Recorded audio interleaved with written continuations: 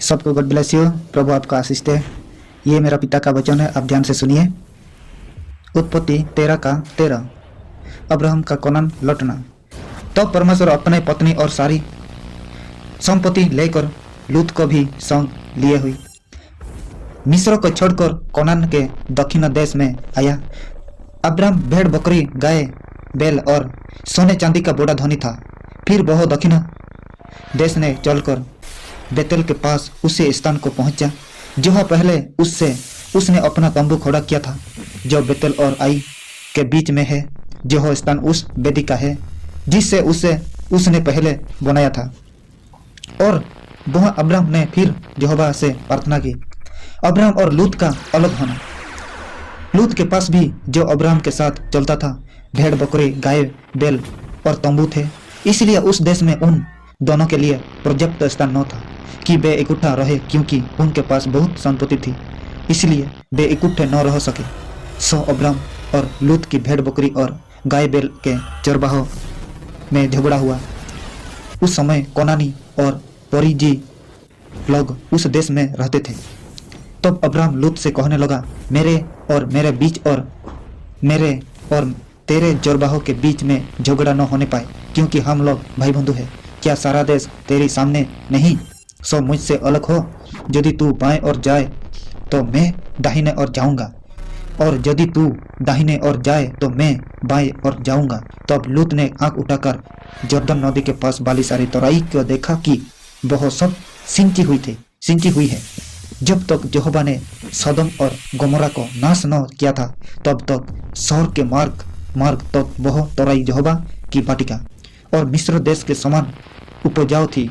जो लूत अपने लिए जर्दन की सारी तराई को चुन के पूर्व की ओर चला, और वे एक दूसरे के अलग हो गए।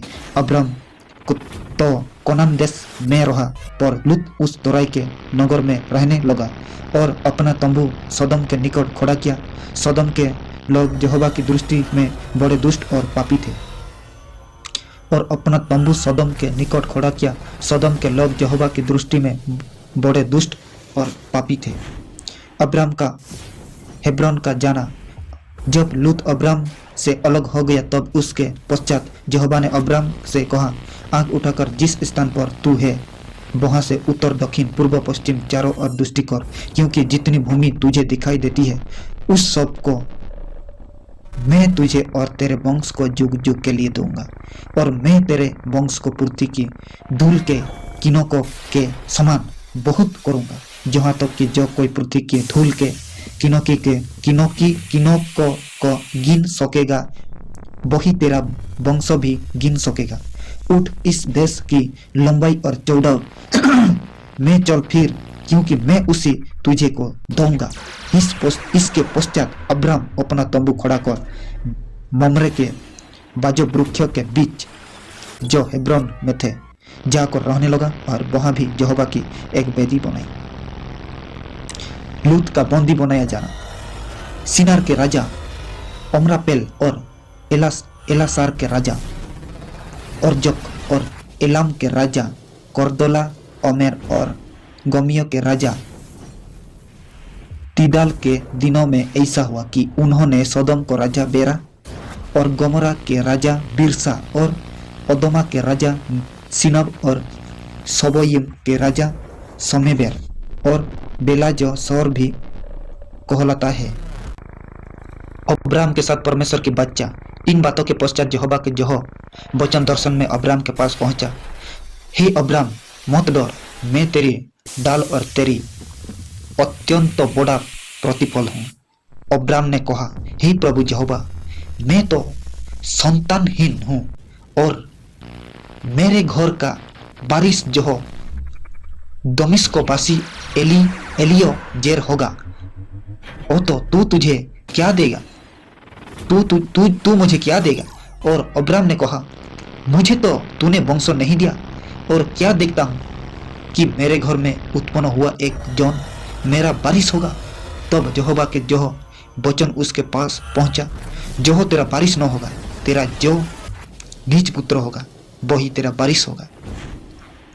और उसने उसका बाहर ले जाकर कहा, आकाश की ओर दृष्टि करके तारागण को गिन, क्या तू उनको गिन सकता है? फिर उसने उससे कहा, तेरा वंश ऐसा ही होगा। उसने यहोवा पर विश्वास किया और यहोवा ने इस बात को उसके लेखे में धार्मिकता गिना।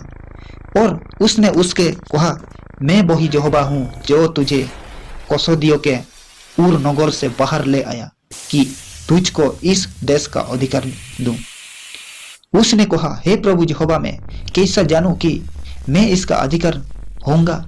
यहोवा ने उसका कहा, मेरे लिए 3 वर्षों की एक बछिया और 3 वर्षों की एक बकरी और 3 वर्षों का एक भेड़ा और एक पिंडुक और कबूतर का एक बच्चा ले। और इन सभी को लेकर उसने बीच से 2 टुकड़े कर दिया और टुकड़ों को आमने सामने रखा, पर चिड़ियों के उसने टुकड़े नहीं किए। जब मांसाहारी पक्षी लोथों पर झपटे तब अब्राहम ने उन्हें उड़ा दिया। जब सूर्य अस्त होने लगा तब अब्राहम को भारी नींद आई और देखा अत्यंत भय और महा अंधकार ने उसे छा लिया। तब यहोवा ने अब्राहम से कहा, जो निश्चय जानो कि तेरे वंश पराए देश में परदेशी होकर रहेंगे और उस देश के लोगों के दास हो जाएंगे और वे उनको 400 वर्षों तक दुख देंगे। 400 वर्षों तक। फिर जिस देश के वे दास होंगे उसको मैं दंड दूंगा और उसके पश्चात वे बड़ा धन वहां से लेकर निकल जाएंगे। तू तो अपने पितरों में कुशल के साथ मिल जाएगा। तुझे पूरे बुढ़ापे में मिट्टी दी जाएगी, पर वे चौथी पीढ़ी में जहाँ फिर आएगी, क्योंकि अब तक एमोरियों का अधर्म पूरा नहीं हुआ। और ऐसा हुआ कि जब सूर्य अस्त हो गया और घोर अंधकार छा गया, तब एक अंगीठी जिसमें से धुआं उठता था और एक जलती हुई मशाल दिखाई दी जो उन टुकड़ों के बीच में से होकर निकल गई। उससे दिन यहोवा ने अब्राहम के साथ जो बच्चा बांधी मिस्र के महानंदों से लेकर फरन नामक बड़े नंदों तक जितने देश अर्थात केनियो, कनिजियो, कदमनियो, हितियो, परिजियो, रापाइयो, एमोरियो, कोनानियो, गिरगसियो और जबूसियो का देश मैंने तेरे वंश को दिया है। आमीन। Thank you Jesus. God bless.